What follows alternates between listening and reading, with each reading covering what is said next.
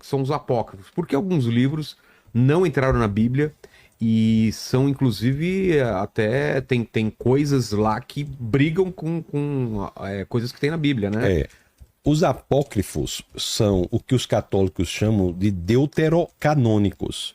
Deutero é segundo, canônicos, cânone. Para os católicos, esses livros passam a ser incorporados na Bíblia já em 1500 e pouco. São incorporados, né? Para os evangélicos... Não, mas tem uns que não são incorporados. Não, então, sim, para os evangélicos, esses não são incorporados.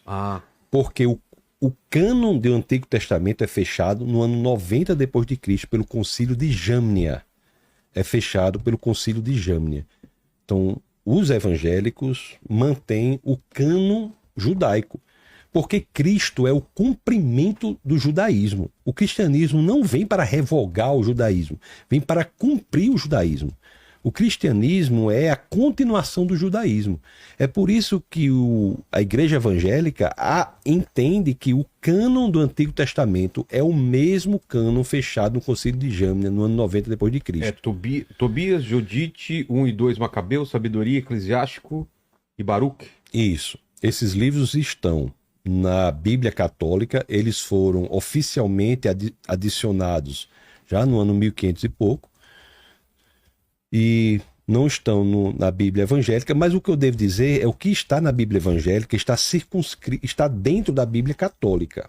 Mas e aqueles que não estão nem na Bíblia Católica, que é o de Judas, Muitos...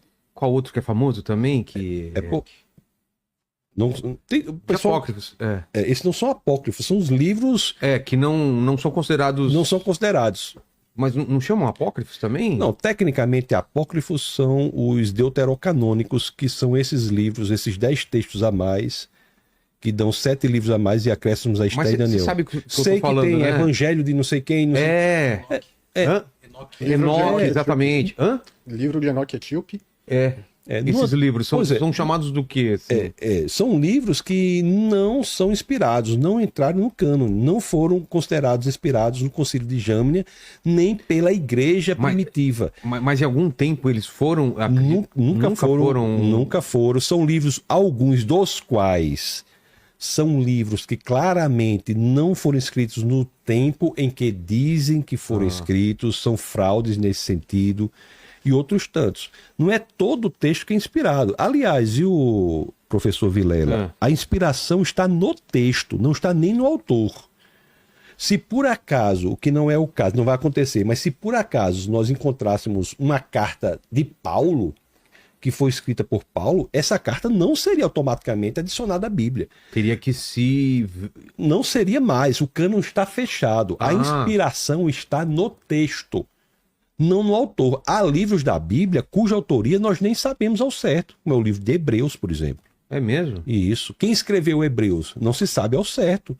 Alguns consideram que foi Paulo, mas o estilo literário é muito diferente. Então, assim... Tem também livros que dão autoria a Moisés, mas não é certo também, não tem? O quinto livro do Pentateuco diz que não foi de Moisés, porque narra, né, a morte, mas acontece que, sendo ou não o livro é inspirado, independentemente de quem seja o autor, porque a inspiração e a autoria está no... A autoridade do texto está no texto, não no autor. Não é tudo o que o autor escreveu que faz parte da Bíblia.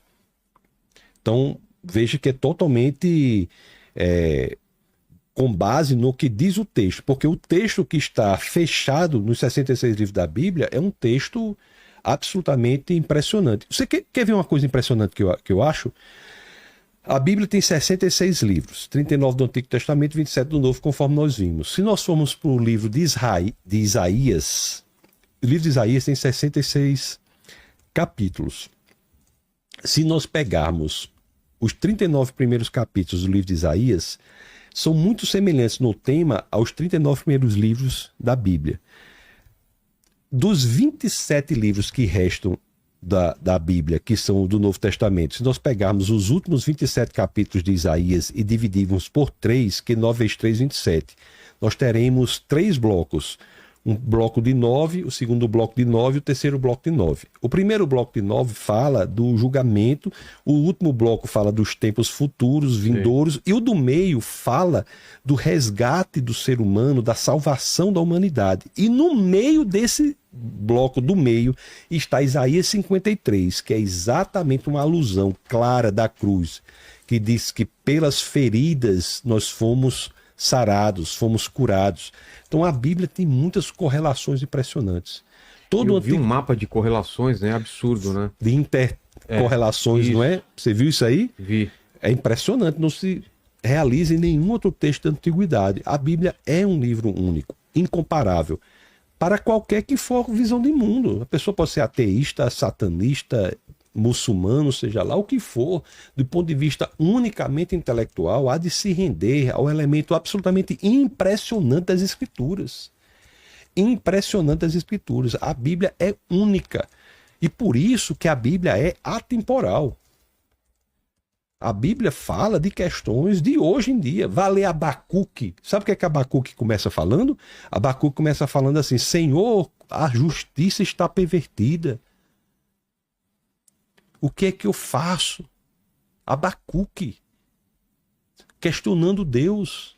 O que é que eu faço? Aí depois Jesus diz que o justo viverá pela fé no Antigo Testamento, e no final Abacuque está fazendo uma das expressões mais bonitas de louvor a Deus. Ainda que a figueira não floresça, ainda que isso, que tudo é errado, que as ovelhas caem do aprisco, que tudo é errado, eu louvarei ao meu Senhor e Salvador. Então assim, a Bíblia é única, é maravilhosa mesmo. Então todos deveriam se debruçar sobre as Escrituras, de fato. Até porque foi graças à Bíblia que nós tivemos a criação da mais livre, mais bela e mais próspera civilização da história da humanidade, que foi a civilização ocidental. Se você não conhecer a Bíblia, você não consegue ler Shakespeare, pelas referências que são feitas às Escrituras. Você não consegue entender a história da arte. Pois é. A civilização ocidental é a mais livre, mais bela e mais próspera, mais tolerante civilização já construída na história da humanidade, graças à influência do cristianismo.